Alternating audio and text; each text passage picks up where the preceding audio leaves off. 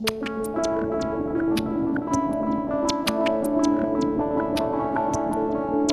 diseño industrial trabaja sobre objetos y sobre ideas. Los crea, los transforma, adapta su aspecto y sus funciones para que sean útiles, para hacerlos atractivos visualmente, para lograr un producto final innovador. Está presente en nuestros hogares, en nuestro trabajo, en nuestras calles. Es parte de nuestra vida, reflejo de nuestra identidad y motor de nuestro progreso.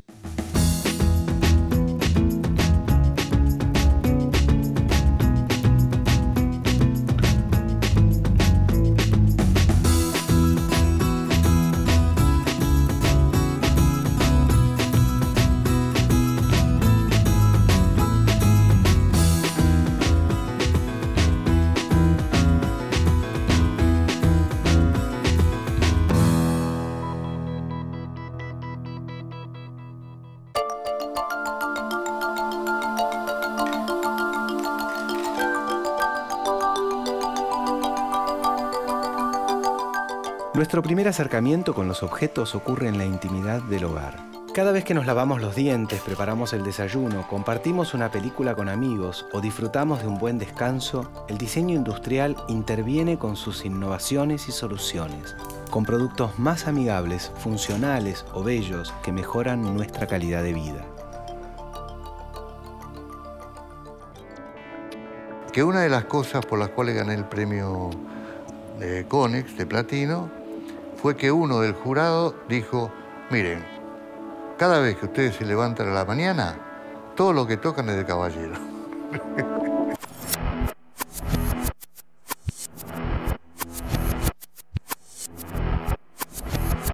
A pesar de que hace más de 20 años que hago esto, cuando voy a la casa de alguien y veo algún producto mío que lo eligió y yo no sabía que lo tenía, te genera un placer que es indescriptible. Es probablemente el elemento principal por el cual trabajamos.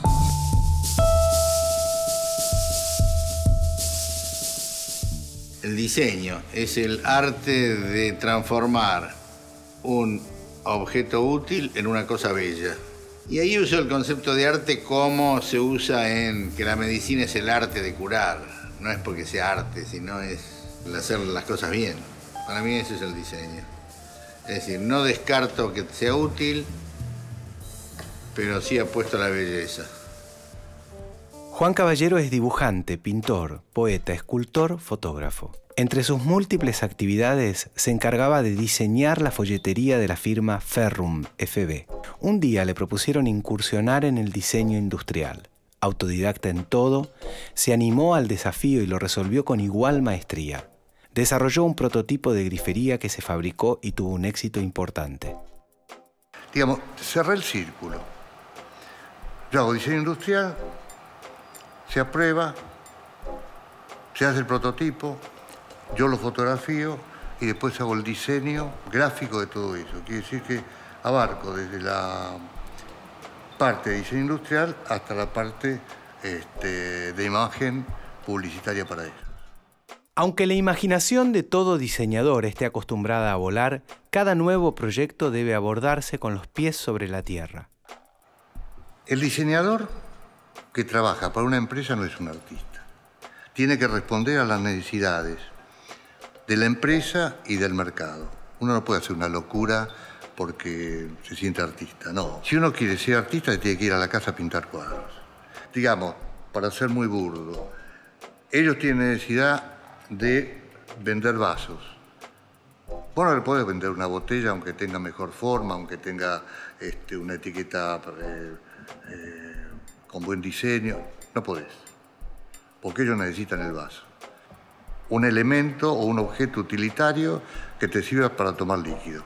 Un producto, además de tener las características estéticas que necesita para acompañar la vida del que lo ha comprado, tiene que tener unas características funcionales. Por ejemplo,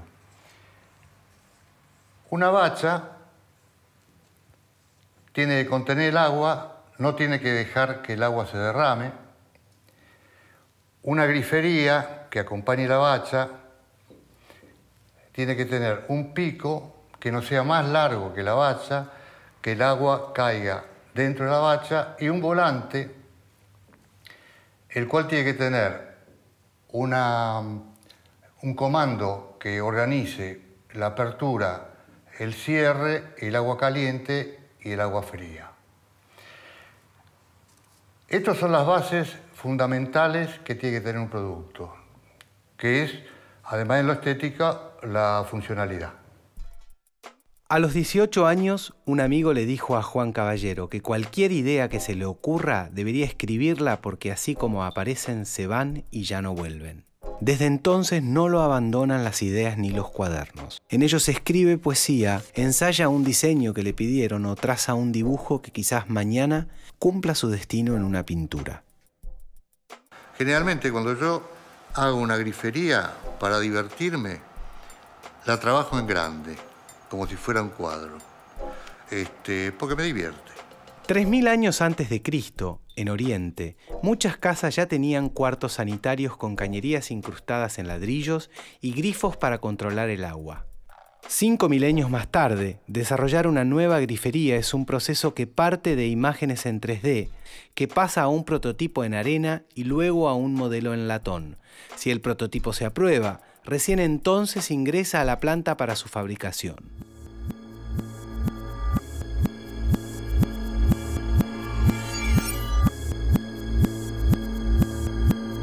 Acá nos encontramos con algunos diseños diferentes de grifería. La clásica grifería con volantes. En este caso un volante para agua fría, otro volante para agua caliente. Uno tiene que utilizar las manos para poder hacer girar los volantes y tener poca agua, mucha agua, apertura y corte. En este caso tenemos una grifería con bastante más diseño, son griferías monocomandos. Con una sola manija controlamos la apertura, el corte, el agua fría, el agua caliente y la mezcla. Con respecto al último equipo, es una grifería electrónica. Surge y cubre la necesidad de los baños públicos, de que la persona no tenga que tener contacto con la canilla. En este caso tiene un sensor, que la persona se acerca a ese sensor sin tocar nada, sale agua durante unos pocos segundos y corta automáticamente. De esa manera estamos resolviendo la problemática de la limpieza, la higiene total en el baño y a su vez el control del agua. Una de las premisas que tiene el diseño industrial es que el objeto tiene que ser bello, porque te alegra la vida. Vos tenés un objeto bello en tu casa, lo estás sintiendo como propio y te gusta tocarlo y te gusta tenerlo ahí exhibido. Eso pasa con el diseño industrial y a mí eso me ilusionó también, ¿viste? Cuando voy a la casa de alguien y veo algún producto mío que lo eligió y yo no sabía que lo tenía, te genera un placer que es indescriptible. Cuando era chico, Adrián Coan pasaba horas desarmando juguetes y uniendo sus partes para fabricar otros, sus propios juguetes. Terminó el secundario y viajó hasta La Plata para inscribirse en una carrera de la que nunca había oído nada, pero le sonaba interesante. La sintonía fue inmediata. Con el título bajo el brazo, muchos industriales o proveedores lo recibirían como arquitecto o ingeniero, nunca como diseñador. Hoy no se ofende tanto si lo confunden con un traductor. Para mí los diseñadores somos traductores, que hablamos un lenguaje particular, que es el lenguaje de la forma. Nosotros con la forma explicitamos una solución. Cuando uno se le da forma al producto, hay un montón de fuerzas que de alguna manera influyen en la forma del producto. Por ejemplo, están todos los que tengan que ver con la fabricación, con las dificultades y con las facilidades para la fabricación.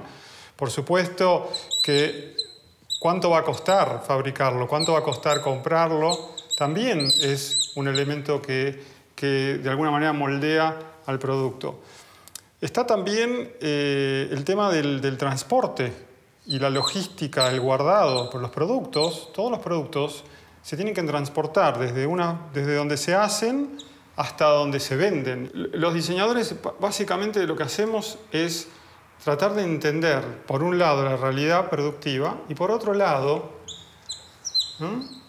la realidad de los usuarios, lo que los usuarios desean y necesitan. Los usuarios, que son personas, se pueden graficar así, tienen unas medidas. Todos tenemos las mismas medidas. aproximadamente. Todas estas fuerzas de alguna manera van moldeando al producto y el producto termina siendo un resultante más de cuánto el diseñador le da importancia a estas fuerzas que la propia creatividad del diseñador. De modo que el diseñador es un traductor, pero tiene que ser un gran observador de la realidad y depende de cómo observa la realidad, la forma del producto. El proceso creativo reconoce distintos actores y etapas, pero muchas veces es producto de la casualidad. De eso puede dar fe Adrián Cohen. Hace algunos años visitó una feria y encontró unos repuestos de productos sanitarios que le parecieron horribles. Sin eufemismos, se lo transmitió al hombre que estaba a cargo del stand. No sabía que hablaba con el dueño de la empresa y estaba dando en la tecla. Y a los 2 meses me llamó y me dice, che, ¿sabes que eso que me dijiste me dejaste totalmente pensando? Esto es el botón clásico de cadena que hay en casi todos los baños públicos y hay muchísimas casas todavía, ¿no? Tiene décadas. Después de hacer esta simple etapa que mejoró bastante la estética, como una evolución de este botón, dijimos, bueno, ¿cómo podemos hacer una evolución estética simple que cualquier usuario lo pueda cambiar? Desarrollamos este producto que se vende así en el supermercado y la gente lo puede cambiar porque es simplemente sacar este y poner este otro. Cambia completamente porque ahora, digamos, tenés esto en la pared. En vez de ver una cosa que sobresale, es una simple tecla que es mucho más estética. El funcionamiento es el mismo. Una de las cosas más útiles que puede hacer el diseño por la industria es lograr una variedad de productos distintos, minimizando la cantidad de piezas que se necesitan. Las enormes arañas que presidían el salón principal de muchas casas o las lámparas de tubos que colgaban en la mayoría de las oficinas están dejando su lugar a nuevas soluciones de iluminación más eficientes, modernas y atractivas. Este es otro artefacto que diseñamos en base también a un perfil de extrusión, que se pueden hacer es una familia de productos porque se pueden hacer un montón de productos con el mismo perfil. Se pueden unir dos y armar esta forma. Podés tener este artefacto, por ejemplo. Si armás 3, tendrías un artefacto con esta forma. Bueno, acá hay un ejemplo de, por ejemplo, cómo quedarían 4 unidos. Se pueden configurar en X, en T, en L, en un montón de configuraciones. Y básicamente el fabricante solo tuvo que hacer un molde con estas 3 formas, nada más.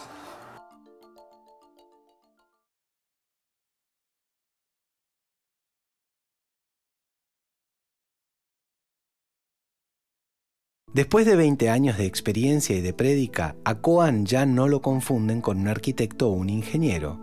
Sin embargo, cuando recibe a algún cliente que no entiende muy bien lo que un diseñador industrial le puede ofrecer, suele desplegar un truco que nunca falla. No sé si ustedes saben el dado, que como lo ven tiene las aristas bien marcadas. Es muy parecido a lo que eran originalmente, eran propios cubos de piedra, ¿no? Pasaron siglos, no sé si milenios, para llegar a esto, ¿no?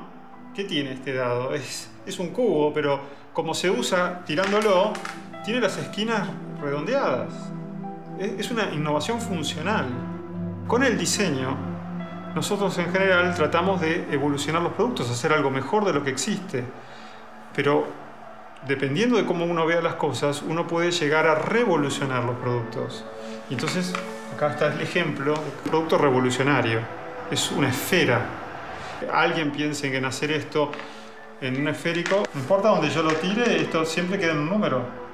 Esto es un ejemplo de cómo el diseño puede cambiar un paradigma y transformar completamente un producto. Un diseño industrial argentino revolucionario que cambió el paradigma fue sin dudas el Magiclick. En 1963, con el peronismo proscripto, el radical Arturo Illia fue elegido presidente de la República. Su gobierno implementó una serie de medidas que fomentaron la industria nacional. Se limitaron las importaciones y las empresas argentinas comenzaron a abastecer la demanda con sus productos. Fue un periodo muy intenso para los pocos diseñadores industriales argentinos que se recibían por entonces. El más destacado de aquellos pioneros, Hugo Kogan, trabajaba como director de diseño de la empresa Aurora. Eran los días del auge de la electrónica y el presidente de la compañía volvió de Japón con un piezoeléctrico, una pieza que presionando uno de sus extremos disparaba una chispa. Esa chispa prendió la gran idea de Hugo Kogan. Diseñó un encendedor de mano que conquistaría el mundo. La publicidad afirmaba que el Magiclick largaría chispas por 104 años, pero el aporte de Hugo Kogan al diseño industrial argentino nunca se extinguirá. Un regalo para 104 años y para llegar al corazón. Otro de los grandes referentes es Ricardo Blanco. Sus diseños viven en millones de hogares. Muebles, teléfonos, estufas, cubiertos para asado. También diseñó cruceros, tractores y hasta un tren. Fue uno de los fundadores de la carrera de diseño industrial de la Universidad de Buenos Aires. En los últimos años, lejos de sentarse en sus laureles, Blanco concentró toda su pasión en el diseño de sillas. Evidentemente, el origen es una piedra. Eso evolucionó a un tronco.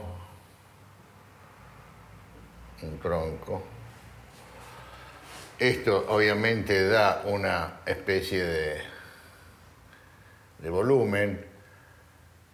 Y siguiendo con esto, si uno empieza a sacarle, no sé por qué hay una obsesión en la silla en sacarlo, llegar a lo mínimo durante un tiempo, o sea, tendríamos esto, ¿no es cierto? O sea, ya se empieza a parecer a una silla.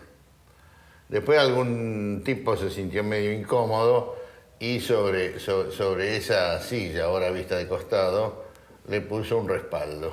La silla es un objeto que se encuentra en todos los hogares, oficinas, bares o teatros.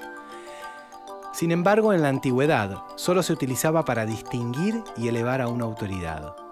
Con el tiempo, los griegos y los romanos introdujeron algunas modificaciones en su diseño para otorgarle mayor utilidad y confort.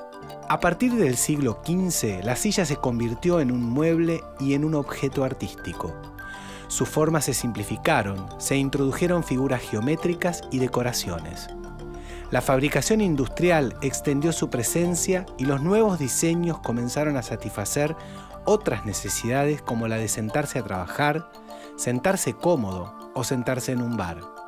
Actualmente, las sillas que se diseñan contemplan otros aspectos como el de crear espacios, jugar con las formas, sorprender, componer.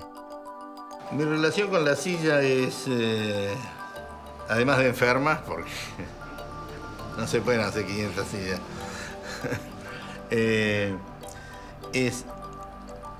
hay una etapa netamente profesional que es la silla que las empresas necesitan y me piden y que se comercializan.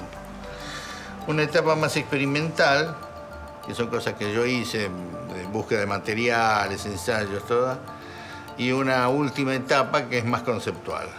La placa, por ejemplo, la plegable, que fue un poco la más conocida, es del año 70, 72, en un plano, es decir, una silla plegable.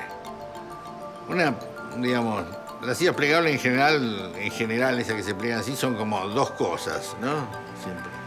Yo quería hacerla en una sola. A pesar de la variedad de sus diseños, Blanco cree que los diseñadores trabajan principalmente en los aspectos visuales del producto, pero que todavía no se desarrollaron otros aspectos como los auditivos, los olfativos, los del gusto, el equilibrio o la emoción. Resta un largo camino por recorrer y por lo pronto convendría encontrar la silla que mejor nos sienta mientras esperamos lo que viene. Eso sí, eso es como una enfermedad. Estoy permanentemente pensando en diseño. Siempre, siempre, siempre. Siempre. Sí, mientras estábamos ahora hablando se me ocurrió que el monumentito al Gauchito Gil lo voy a transformar en una silla. Creo que va a ser de 3 patas. Eso va a ser la pata de atrás y hay que hacer un asiento, pienso, triangular con 2 patas delanteras. El diseño industrial no fue ajeno a cambios políticos, sociales y económicos que sacudieron a la Argentina en décadas pasadas. Los diseñadores tuvieron que aplicar también su creatividad para adaptarse a todos esos vaivenes. Un diseñador industrial en la Argentina, para subsistir, hace de todo. Es una profesión muy definida, pero es cierto que la industria todavía, a pesar de los años que tiene, no tiene un acercamiento directo y concreto. Entonces, los diseñadores industriales pueden hacer autoproducción, o sea, producir sus propios objetos. Yo empecé con la crisis del 2002, con el bajón que tuvimos en esa época, empecé a producir mis propios diseños. De la nada, solo. Empecé con uno y yo mismo lo iba a vender y iba a recorrer locales, los vendía, fabricaba de a poquitos. Bueno, eso fue evolucionando y a partir del año 2009 ese emprendimiento se transformó en una empresa que es paralela a mi estudio. El modelo de reindustrialización que comenzó en 2003 en la Argentina modificó completamente el mapa productivo nacional. El desarrollo y fomento de la actividad industrial se tradujo en nuevos mercados, en nuevos y mejores productos, en definitiva, en oportunidades ciertas y concretas para miles de diseñadores argentinos que encontraron en su país un ámbito fértil y auspicioso para desarrollar su profesión. La historia de esta cocina es muy interesante porque esto es una marca italiana que se importaba, ¿no? Cocinas de alta gama que se importaban, es una cocina eléctrica, horno eléctrico, todo eléctrico.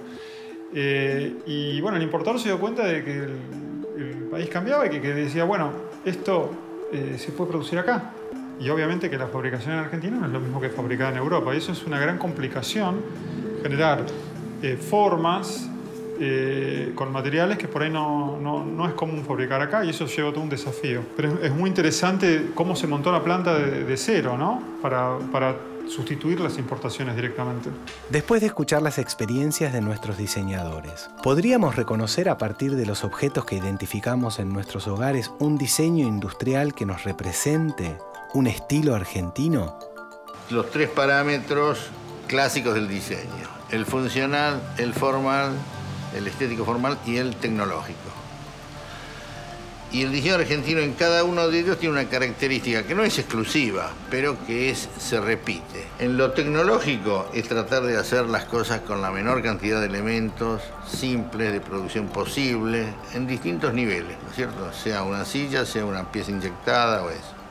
En lo funcional siempre se ha tratado de que las cosas tengan como un poquito más de función. Es decir, que la silla sea desarmable, que la silla sea plegable, que en lo estético formal siempre es una pertenencia a la estética del momento en el mundo. Es decir, creo que el diseño argentino siempre es contemporáneo. En 1938, las iniciales de los arquitectos argentinos, Kurchan y Ferrari Jardoy y el catalán Bonet, le dieron nombre a un objeto que sentó las bases de nuestro diseño industrial. El BKF sintetiza un poco eso, sintetiza una tecnología muy simple: varilla, soldadura y cuero, que era lo que sobraba acá. Una calidad funcional que te puede sentar de cualquier manera. Para esa época es mucho. Y estéticamente se parecía a las esculturas de la época concreta, de varillas y esas cosas. Por eso digo que eso redondea la mirada del diseño argentino. El diseño industrial es parte de nuestra vida cotidiana. La variedad de objetos que nos rodean en nuestro hogar es el resultado de un montón de procesos y de un montón de profesionales, muchos de ellos argentinos, que se emplean todos los días para satisfacer nuestras necesidades, que apuestan a la belleza, que se esfuerzan siempre por brindar la mejor solución entre lo posible y lo deseable. A los 5 años mi padre puso una hoja de papel rugoso y un lápiz en mi mano. Tracé una línea y eso determinó un camino que aún recorro. Lloré y reí por el milagro de saber que nunca se iba a destruir ese asombro. Y caminé así asombrado de las cosas que se cruzaban en mi camino. No hay nada más sublime que la búsqueda de un trazo diferente cada día. Y así crecí. Los muchos que se ocuparon de mí me ayudaron a poner vida a mi alrededor, ruido de creación, pasión. La alegría vino a recostarse en mi hombro. El trazo se transformó con el tiempo en color, línea, dibujo, y nació el artista que solo busca interpretarse a sí mismo, con la ambición más desmesurada de querer interpretar al mundo. Y así siempre.